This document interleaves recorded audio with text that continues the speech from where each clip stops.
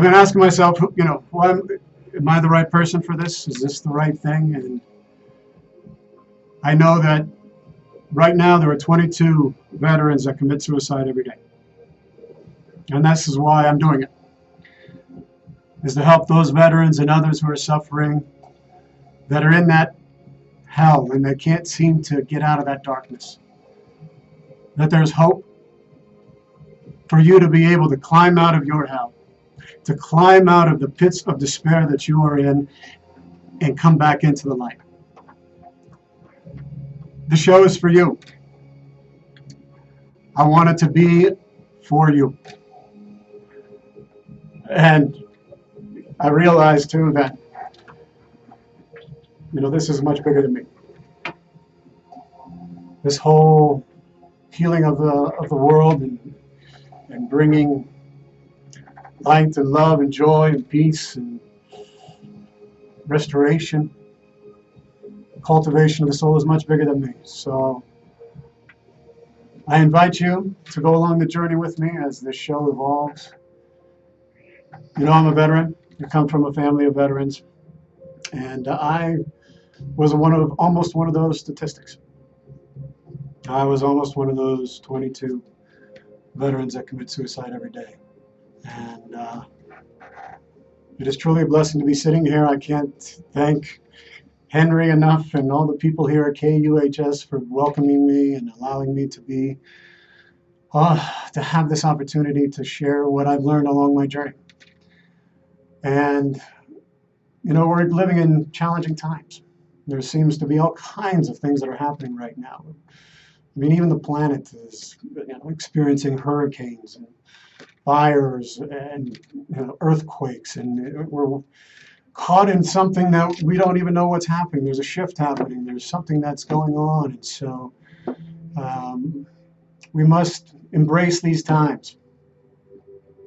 On my journeys, I've been to Greece, and I spent some time in Thermopylae. And if you've ever had a chance to go to Greece, it is amazing.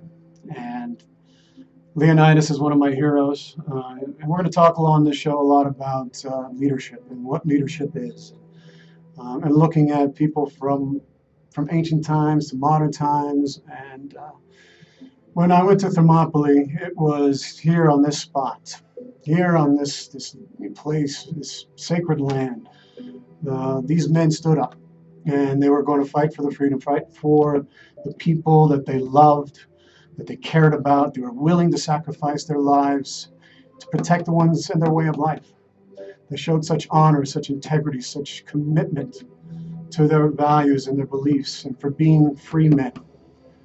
And when I stood on top of the mound where Leonidas stands out there and he sees Xerxes, his tent in the distance, and Herodotus tells us there was possibly 2 million men lined up against the Greeks in this small armada of 300 Spartans, and there was others there, Thespians that were there and other Greeks, but we all come to know the Spartans. And when asked if they would surrender after Xerxes sends an emissary to them, Leonidas tells them, if they want to surrender their arms, if you want them, come and get them. And that's the kind of attitude we must take in our lives, that we can never be defeated, we can never let the darkness win, and we can always help each other to get to the light. And so I want to thank everyone who's on this show right now for listening in, and I'm embracing the opportunity here to be with you. And I want to tell you why I decided to call this show The Council. One of the things that I've learned on my journeys is that we often convene a council when we want to be able to share stories and share ideas and be able to surround ourselves with other people who bear witness to the stories that we share. And we have to allow a person to truly be seen, and be able to speak the truth that's in their heart. But how do you do that on radio? How do you do that on TV? And so I looked at the definition of council, and the council could be, it's this congregation and bringing together different groups of people for deliberation and consultation about things. And it's a place where people can come together to be able to learn new ideas and to learn a little bit something more about themselves. And that's kind of what I was envisioning. And so I looked up some other words about what council is, and it's pretty interesting what I found. Similar words are clinic, a workshop, a powwow. I mean, we could do a powwow. That might be a little bit difficult. A get-together, a huddle. And we also have, a symposium, a round table, like King Arthur and the Knights of the Round Table. But I like the best symposium. Symposium comes from the ancient Greeks, and they would have these great parties and festival, and they would sit down and they would have a free exchange of ideas, where everyone got an opportunity to be able to speak about the things that were important to them, and then include song and poetry and readings that were important and that cultivated the soul. And I was like, that's what I want this show to be about. And so I thought about calling it the Warriors Council, because we're going to be talking a lot about warriors and soldiers and airmen and Navy and Coast Guard and the Marines. And we're going to talk a lot about that on this show.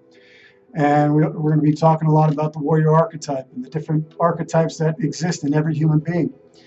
And so but I thought it would be too limited, because PTSD and trauma is not just limited to, to the warriors. I mean, it's obvious we have people who go and experience war. They're changed by the experiences.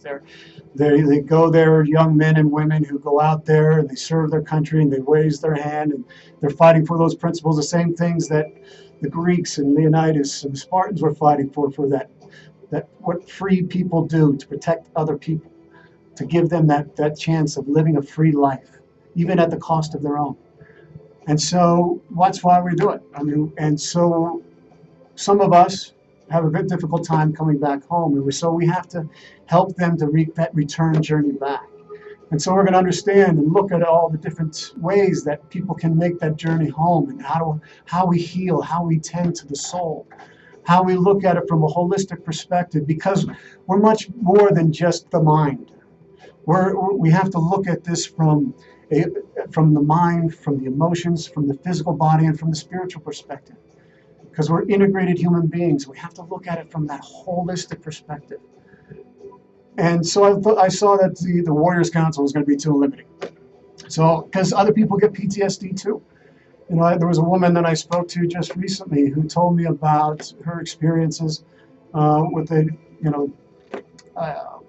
marriage that went bad, a very dysfunctional relationship, domestic abuse, and the trauma that she experienced. And I want to be able to give a voice to them as well. PTSD happens to people who are not only in war, but their spouses as well, because when the warriors come home, they're changed. And so they come back into a society that is different, or they're different, but the society hasn't changed. And so it often comes, the war continues on within the family circle. And so they can get trauma, PTSD as well. Children can get PTSD from being in dysfunctional parents or child abuse or neglect. It can happen in emotionally or physically abusive relationships, rape. For men, emotional abuse to a man is the equivalent to physical abuse to a woman. I mean, these are things that we need to take a look at and examine and understand so that we can grow as a society. We can get PTSD from sexual assault or accidents or disasters, the things that are happening in Harvey with the after effects and the aftermath of Hurricane Harvey and Hurricane Irma. I mean, that's traumatic. And people need to learn how to be able to handle the emotions and the feelings and the experiences that they're going through right now.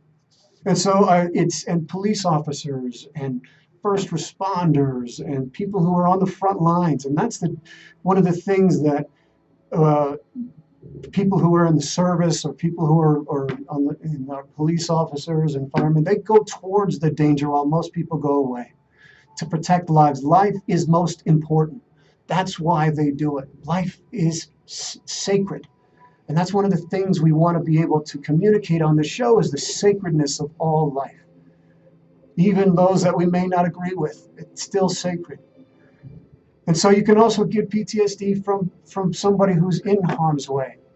If somebody, for instance, is, if a loved one is in prison or is gone off to jail or is in a war zone, just thinking about them every day, worrying about them, what's happening, what's going on with them, can give someone PTSD. And so it's much bigger. This thing is so much bigger.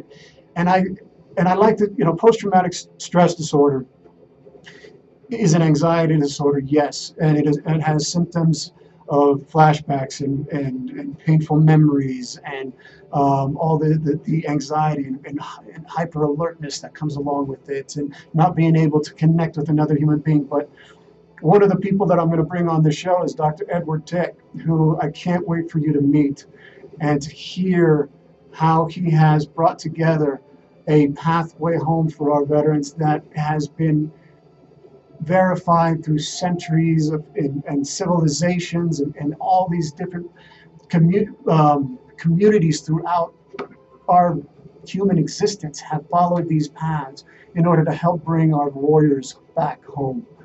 And so he has termed it, him and Kate Dahlstedt, his wife, soul distress, post-traumatic soul distress, that your soul is in distress because it's a wounding to the heart. No matter how you got it, it's a wounding to your heart. It's you, as one Iraq veteran said it, your mind told you to do something that your heart knew was wrong. And so even though we deal with the symptoms of it, we have to go deeper. We have to find ways to get deeper into what is going on within the person, within the individual themselves, and find ways to be able to communicate that out there. And then there's also cultural and societal traumas. There's another man I can't wait to bring on the show who's talking about the persecution that's going on with the Christian minorities in Lebanon and Syria. It will break your heart. And how about the problems that are going on with our African American communities and our Latino communities, the Native Americans, the traumas that children go through that are caught in the child sex slave trade. I mean, there's so many issues out there that we need to talk about. And so trauma and PTSD is much larger, much bigger. And so I couldn't limit it to just the Warriors Council, although we're going to be speaking a lot about it. So I thought about calling it the Council of Elders, right? The Council of Elders. Henry's an elder.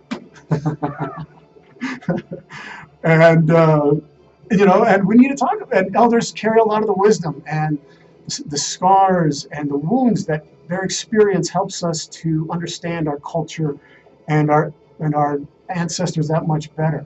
And they help to create a healthy or better society. And so we've got to listen to them.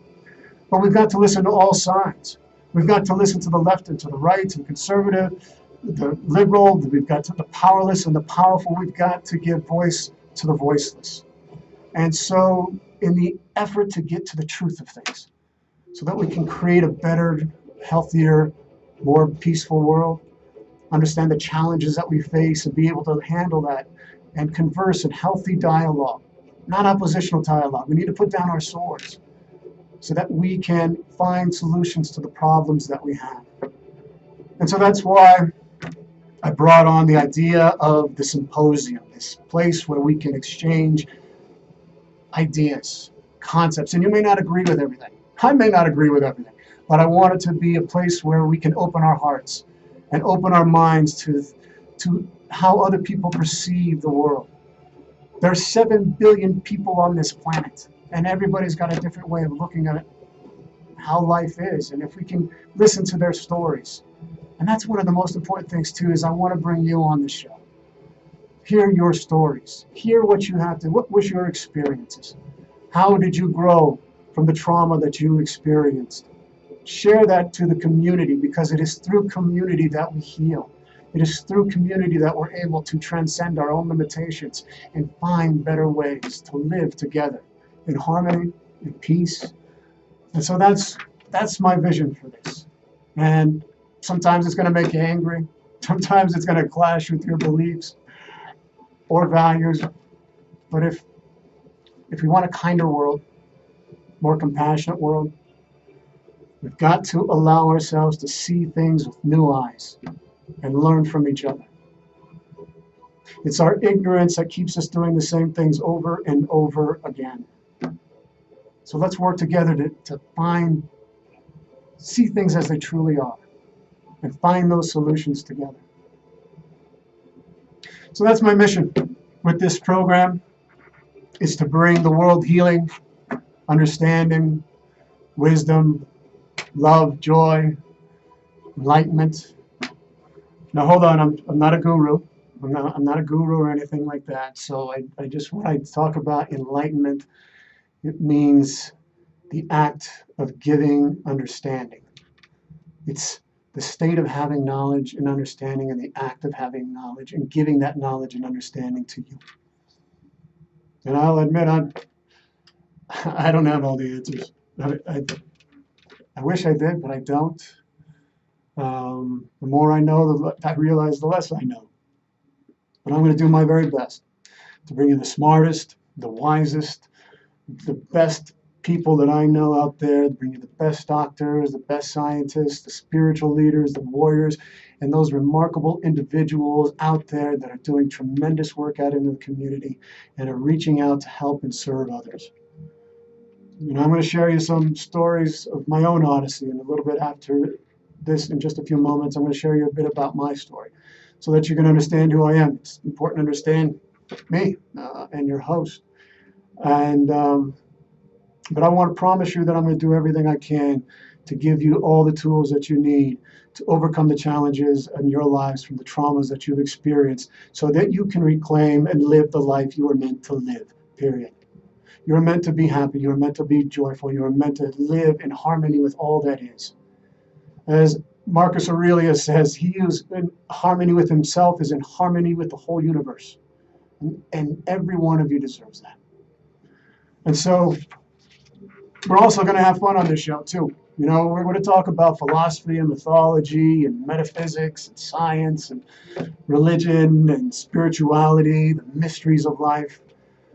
We're also going to have fun. We're going to bring in music and poetry and acting. I'm an actor. That's one of my many professions, and I just love it. I love the power of theater, and it's an incredible power. The power of theater can heal in so many ways.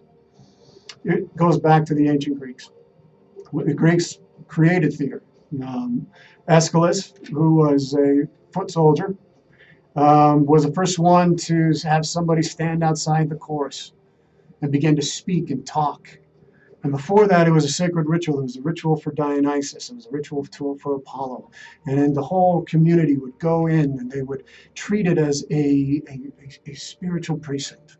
They revered it. And they would walk in and they would go there to achieve community and the sense of commitment to healing the wounds. They understood what the wounds were that polluted a society. Because trauma comes from the ancient Greeks, meaning a piercing wound. It's like a stabbing wound, and they didn't look at it as just something that punctured your body, which it could, but it could also puncture your soul. It was an inanimate object, a ship.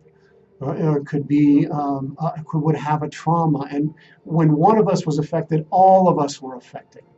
We weren't isolated. We weren't, not touched. We worked together to help bring us all back home. And so they would come to these sacred precincts, these ancient theaters, and they would experience on the stage the tears, the drama, the unfolding of the tragedy, and that would evoke pity and fear, and tears would come, and all that had been buried in the unconscious, all the pain and suffering would be brought forth and come out and be cleansed. They would achieve catharsis, which is the deepest healing that we can have. And that's the power that theater has. And so I'm going to be sharing with you my experiences with it and the things that we're going to be doing with it here in the future. And so I hope you'll embrace it and enjoy it. And most of all, we're going to have real conversations with real people. You're the people that this whole show is about and who it's for. And if you know somebody who would be great for the show, please let me know. Contact me on my website, www.charliepacello.com. That's charliepacello.com, or my Twitter account, @charliepacello. And let me know some people who deserve to have their stories shared. Because first experience stories are the best. And they're the ones that help us to awaken to the truth of what life is all about. And so it's my intention to bring you that, to commit to the highest levels of integrity in the pursuit of truth and grace. And I want you to know that I'm going to do my very best to remain honest, authentic, and truthful to all of you. So that's the council. That's what the show is all about, Henry. So, all right, well, we are moving pretty fast. And let me tell you that I have some announcements to make about Soldier's Heart. For those of you veterans out there that are from our Vietnam era, we have, I'm part of Soldier's Heart. Soldier's Heart was founded by Drs. Ed Tick and Kate Dahlstedt. And you can go to their website at www.soldiersheart.net. That's soldiersheart.net. And they are doing an annual healing and reconciliation journey to Vietnam. That's going from October 31st through November 14th. And the veterans who have gone on this, that are from the Vietnam era, have found that it is absolutely one of the most life-transforming experiences that they've ever had. They've held on to that pain for so long, deep in their souls, and to be able to go back there and focus on the old war wounds and achieve reconciliation and forgiveness between the different cultures, American and Vietnamese cultures, and rediscovering the people, the wonderful people, and the culture and the country and the spirituality of Vietnam, and helping to rebuild Vietnam as we heal our American veterans and practicing the healing of this deep trauma. So if there's any Vietnam veterans out there that would want to go, please go to the website and sign up. It's a journey that I can't recommend more highly. I have had my own journeys with Soldier's Heart, and obviously mine were to Greece, but the ones that have gone to Vietnam, there's an immense catharsis that happens on these journeys as well. And so if you're interested, please go to their website. And they're wonderful people. They love veterans. Dr. Tick and Kate have been working with veterans for over 40 years, and they have dedicated their lives to the cause. And so please go. You won't regret it. And then, in addition to that, I want to make an announcement too that this, let me find it here.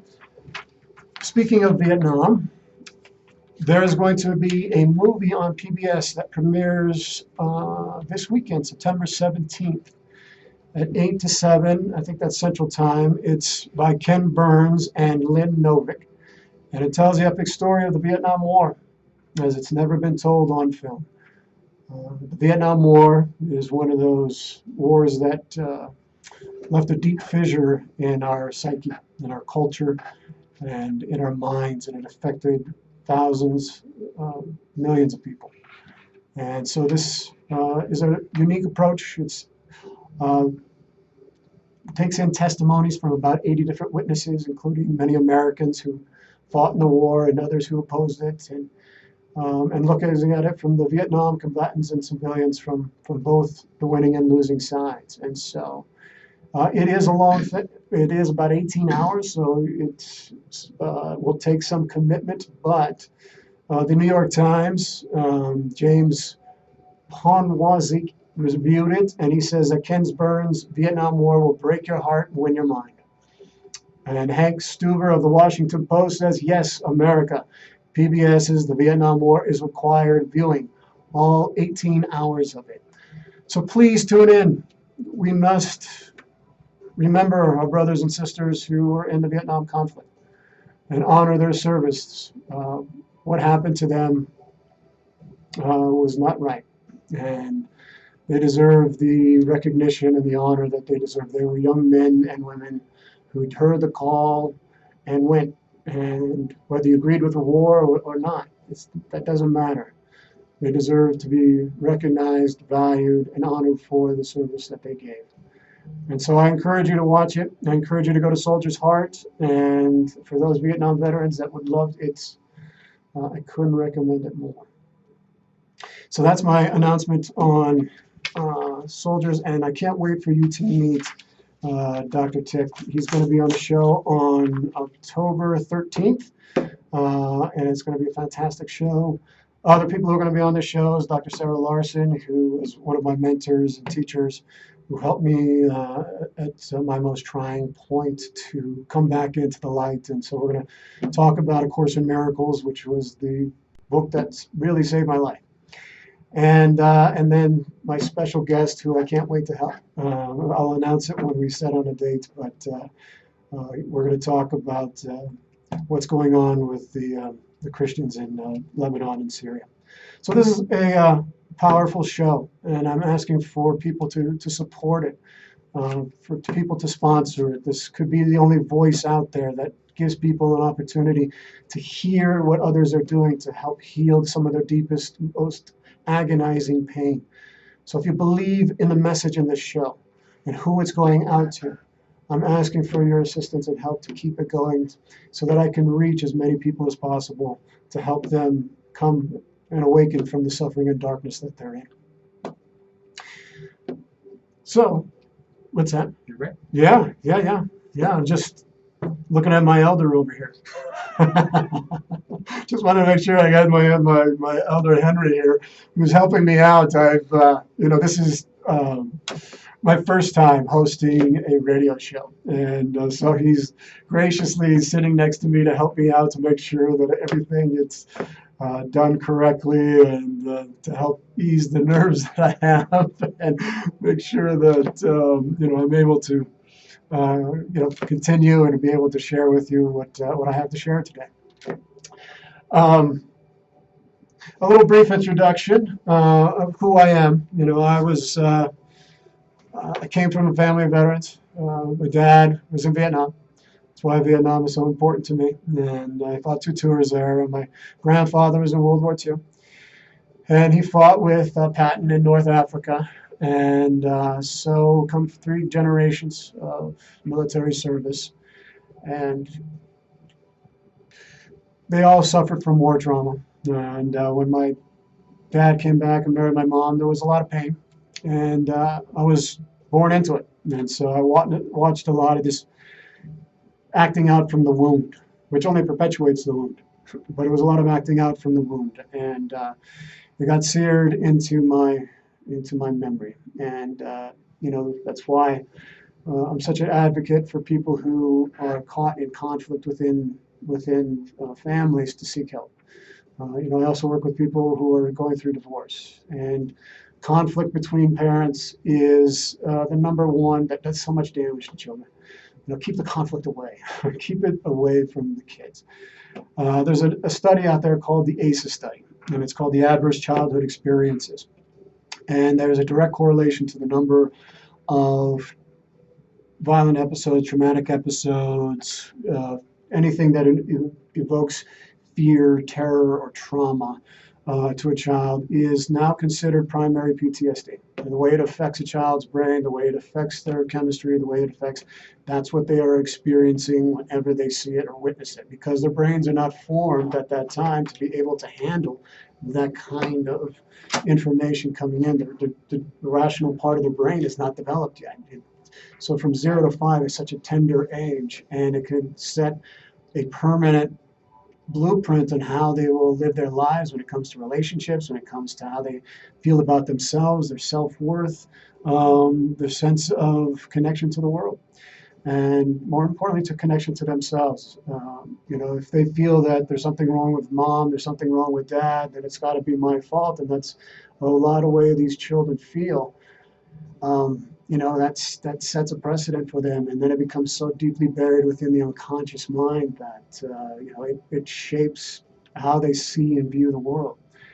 And so I grew up here in Colorado, native of Arvada, and when I got to be 18 or 17, I got uh, an opportunity to go to the Air Force Academy, and I went there and played football on the team, and for a couple of years I did. Had a shoulder injury that prevented me from doing it more, but I wanted to serve just like my father and grandfather before them, and was commissioned an officer, and then I got stationed in Los Angeles Air Force Base, and was working on the GPS NDS program, which is the Nuclear Detonation Detection Systems, and I was the chief for the mission processing of the Survivable Mobile Unit, which are these mobile units. And everything I'm sharing with you is nothing I'm sharing with you is classified. This is all of my officer performance reports. So, and I was, in charge of these survivable mobile units that would only be used in integrated tactical warning and attack assessment and nuclear force management, which was end-to-end nuclear war. And so I couldn't put my head around that. I was sitting in one of these mobile units and wondering, what this was going to be used for. And I thought to myself, this is not really what I signed up for. I signed up to preserve and protect and honor life, willing to sacrifice my life to protect life, to ensure its continuation, not to participate in the planning and the destruction of mankind. And I remember sitting in one of those mobile units and thinking to myself, and it was like a spear, Somebody had stabbed a spear right here into my gut, right where my soul should be, and it was this realization that I was doing something that violated to my core. It was what I call a moral injury. It violated everything that I believed in as the right way. It went against everything that I believed was right and just and noble and virtuous and protected the sanctity of life. And I started to have nightmares. And a lot of guys in the Air Force, I don't know if you're my friends that are watching this don't know this, but I started waking up with nightmares of nuclear apocalypse, total destruction, terror, fires, burning bodies, babies burned, and all these figures coming into me in my dream. What happened? Why did you do what you did? And I'd be frozen in my bed, locked in my bed, and I'd have these sweats. I couldn't move. And so I started going into hopelessness and despair about my life and what I was participating in. I felt a sense of betrayal and feeling like I was caught in something I couldn't get out of. And they kept coming. They didn't stop. And so I ended up anesthetizing myself with alcohol at first. I used to drink a whole bottle of Johnny Walker on a weekend. But that wasn't enough. And so then I moved to drugs. And the drugs were the things that made me feel good. I wanted to feel good, and I really wanted to die. And then I was on this rampage of just pushing myself to the limit. And then it came down to where I couldn't live with my conscience anymore. I couldn't bear it. And I ended up getting, I had a Air Force OSI was looking at me to help them to look up, to other people who were doing drugs, and I couldn't do that. I couldn't turn other people who I know were just doing stupid things at the time and, jeopardize their lives, their careers for a moment of stupidity. And So I ended up turning myself in for what I did, made a confession, and then it turned out much worse. I wasn't offered any counseling or any kind of help, and one thing turned into worse, and I ended up getting an other than honorable conditions discharge. And I carried the shame, the burden, the disgrace, and the dishonor for a long time. And but nobody knew how much pain I was in. I didn't know how to talk to it. I didn't have anybody to reach out to. There wasn't a radio show called The Council who I could call in and say, listen, this is what's going on. How do I talk about it? And I didn't have it. So my drug addiction got worse. I got seriously, chronically depressed. I couldn't live with myself. I could never forgive myself for the things that I had done. And there was times where I came close to dying. I came close to overdosing. And I can remember a couple times when my heart almost stopped beating. And so I ended up going into the arts and trying to find my way back, and found the healing power of the arts to reconnect to the beauty that it is to be a human being and to find the beauty back into my soul again. And so I went to the Stella Adler Academy of Acting and studied acting there and found what was beautiful, and was going to dedicate myself to, being the next great actor that Stella Adler had produced, and they brought me back to my soul. And I'm forever grateful for all the people there who helped me along the way. But it still wasn't enough. I wasn't dealing with the pain. I hadn't quite gotten to the point where I could heal the deep wounds because I buried it. And I ended up going to Oxford, England to go do Shakespeare, and I met this beautiful woman who was my first love. And we're friends now, but at the time we had a beautiful romance, but it turned bad, and I did some things that were, I guess I still hated myself, and so I did things that were just not very kind. I cheated on her, I betrayed her, I didn't love her like I should have. And then when I recognized, what was corrupt in me, and I did make an honest effort to reclaim a sense of dignity and honor to her, it was just too late. And there was a lot of traumas going on at that time, and then she left me suddenly and unexpectedly, and I didn't expect it. And when I opened the door to our apartment that we were living in, I found all of her stuff gone, and she was like the last thing that I had to hold on to. And it was like somebody had reached right inside of me and pulled where she was out and just yanked it right out, and all of this, it was like I got torpedoed to the bottom of the ocean, and all this stuff that had been blocked up, all this pain, it was a trigger, unleashed, and I was in excruciating pain. I was huddled up on the bottom of on the floor of my apartment. It was all this pain, this rage, this agony spewed forth. I was a raging lunatic, but in such grief at the same time. And I would stare at the walls for hours and hours on end and just break down into these uncontrollable sobs, so deep and so heavy.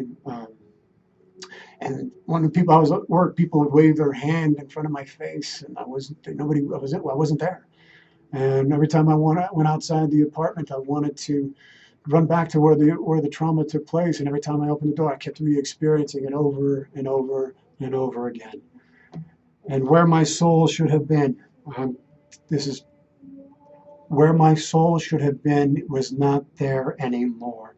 It was gone. There was this big gaping hole that was in the center of my being, and it never left me. It was the most excruciating pain I'd ever had, and I wanted to suicide.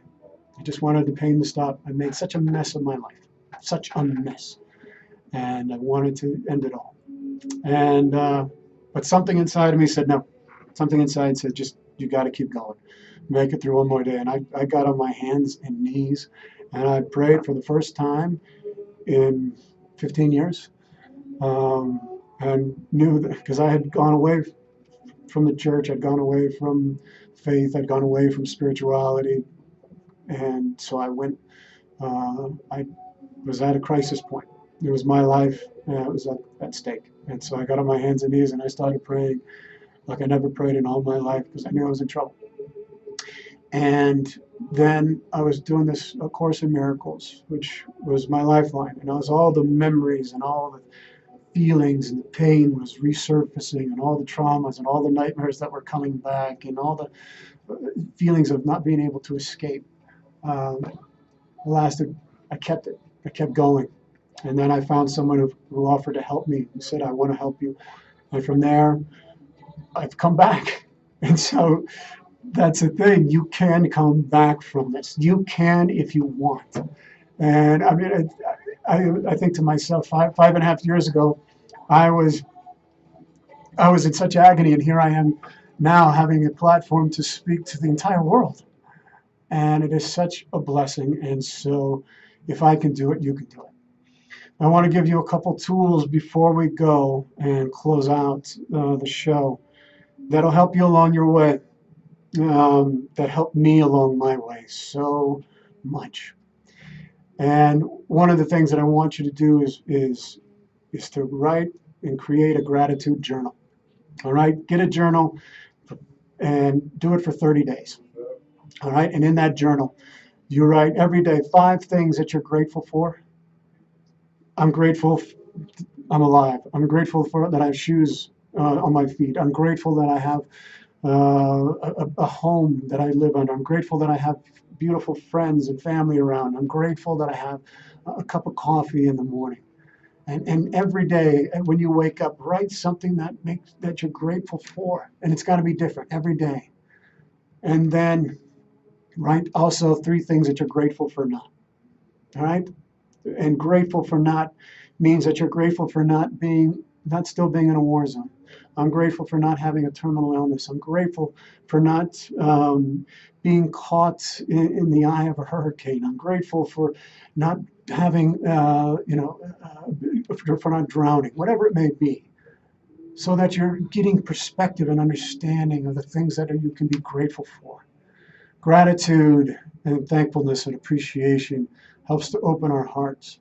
Now, as we'll talk more on this show, the heart is such an amazing instrument. And it's more than just a blood pump. It's more than just something that sends hormones and chemicals through our body. It's an actual electrical magnetic field that emanates outside of our hearts. And that heart, when it's feeling anger or feeling anxiety or feeling stress, and they can measure this. You can go to Heart Math. Heart Math does all this science, and so you can verify. And they do these measurements, and when it's not in harmony, and it shows a very jagged and disoriented, it's out of coherence. And it looks like that way on the graph. And what it ends up doing is it sends messages from the heart. The heart sends messages to the brain. There's actual communication going from the heart to the brain and the brain to the heart. It's amazing. And what happens is the heart will send messages to the brain that we're under stress, that we're under danger, that we have to go into our fight, freeze mode, and it will shut down the higher cortical centers in our brain. And it'll shut those areas down. And now we're in our limbic system, and now we're in our animal brain. And so we're living off of reaction. We're living off impulse. We're living unconsciously. And so if we can we're living on survival. And so if we can start to bring appreciation and gratitude into our life on just the little things, and just the little things, what ends up doing is that it'll start to regulate your nervous system, your emotions. You'll start feeling better about your life. And by doing that, the heart starts to feel calmer and safer and more present in the moment. And it will start sending messages up to the brain that says, all right, we're safe. You can open up the cortical centers in our brains, and it opens up and that's where that's our reasoning, and that's our rational. That's where we find solutions to our problems. And when they measure this, it's a very beautiful sinusoidal wave. It's very coherent. And so just a little simple thing as having a gratitude journal can make such a difference in your life.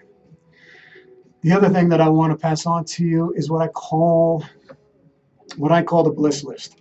All right. Now you're probably thinking, what? The bliss list? What do you mean by the bliss list? Right, Henry? What's the bliss list? Huh? The bliss list is a list that you make for yourself. It's the things that bring you joy. All right. You've got to discover for yourselves what brings you joy. Yeah, it may sound silly, but I'm telling you that only you can define you. And if you allow the world to define you, you're setting yourself up to be disappointed. And so by creating a bliss list, and you write 100 things that bring you joy that are not dependent upon anyone else. That's okay. You can have a couple, because I like, to be around family and friends. I like to have a romantic partner. I like those things, but use your senses and use the things that connect you to the life around you. The flight of an eagle, the smell of coffee brewing in the morning, the sun beaming down on my face, the birds singing in the air, the taste of a juicy peach, the taste of cherry pie, going to the mountains and the smell of the pine. Use all your senses. Going fishing. If you like to go fishing, doing those things. Find 100 things that bring you joy. Because when you're in trauma, when you're experiencing a flashback, when you're experiencing something you can go to that list. You can go to that at any time. Once you write your list and you see that and you go, wow, that's me. I can define it. You make copies of it and you put it in your office and you put it in your car and you put it in your wallet. And so you carry it with you wherever you're going. And whenever you're feeling a moment of despair or depression, or a memory is coming back, a painful memory is coming back, you go to that list. And one of the things that I coach people with is that you just breathe. Just breathe and focus on your breath, allowing the breath to come in. And you can have something like this on your wrist, or a pinky finger, or ring finger on your pinky, and you could turn that there, and you could focus, and you're just focusing on your breath, and you're turning, and you're just saying to yourself, this too shall pass, this too shall pass, this too shall pass, as you're taking deep breaths in your nose, allowing the oxygen to come in and exhaling all the things that are no longer, serving you, inhaling all this inspiration and exhaling it and just calming yourself. And in your mind, you're saying, this too shall pass, this too shall pass, this too shall pass, this too shall pass. Say it 10 times. Do 10 deep, long, slow breaths 10 times. And then find something on that list and focus on it and try to see yourself there and breathing it and smelling it and tasting it and touching it and being there. And hold on to that as long as you can. And then, allow that. Being present, it grounds you into the present. And for just a few moments, that may be all that you need. And you may go back to that time where, gosh, I don't know, it only lasted for a few minutes. Now I'm still angry or depressed or sad or upset. It's okay. Just keep doing it. Do it every day. Do it every single day. Scratch that record. What you're doing is you're scratching that record. You're doing something that is interrupting this unconscious process and pattern that is happening to you.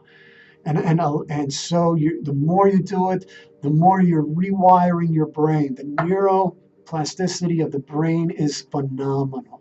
And what fires together, or what stays together, fires together. And it'll rewire your brain so that you're no longer constantly being bombarded by these things. And some days you may feel this, Charlie told me to do this, the silly thing of this bliss list, and it's not working. No, do it every day.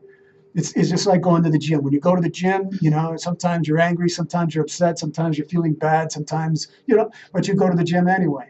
And if I go to the gym for 60 days, and I keep lifting those weights, it doesn't matter. It doesn't matter. We're doing, we've got a lot. Oh my gosh, we've got so many people here. Oh my God. Wow, we have, this is I am so blessed. My gosh, we have people from Colorado, Latvia, Ankara, Turkey, Kolkata in West Bengal. Thank you so much for listening in. Venezuela, Kenya, Oceanside, California, Broomfield, Colorado. Wow. Wow, thank you. I, um, I am so blessed and honored to have you all on the show with me. I only have a few minutes left, and I hope I've given you enough to chew on for till the next time that we have our show. And I just want to bring in just a couple things here and tell you what leaders do. And this comes from a book called The Gates of Fire. And it's speaking about great kings. And this goes for great queens as well. And this is all inside of each and every one of us. And we do this in our communities, and we do this all just take the time that's where you make the most difference. Is in your communities, within your families, and in your friends. And you take these inspirational messages that people have given us, and you take it into your communities, and you can be the people that you want to be. All right, be a leader like this. He's describing in the book what a king is.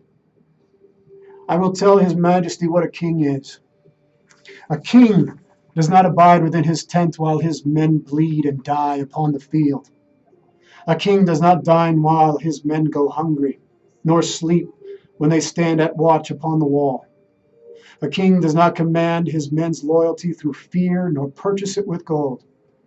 He earns their love by the sweat of his own back and the pains he endures for their sake.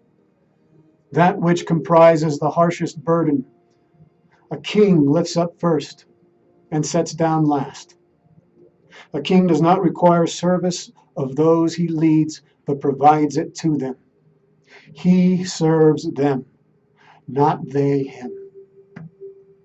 A king does not expend his substance to enslave men, but by his conduct and example makes them free. And that's what the show is all about, to make each and every one of you free to be who you were, who you are, and who you were always meant to be. If you love the show, please reach out and support us. Contact me on my website, www.charliepacello.com. That's charliepacello.com. Also, reach out to me on Twitter @CharliePacello. Contact Soldier's Heart. We're going to talk a lot more about trauma on future shows. And I just want to thank you, each and every one of you, for being here. May you all be well. May you all be free of pain and suffering. And may you all be whole. God bless each and every one of you. Thank you for being here with me. And I think now the council is adjourned. God bless.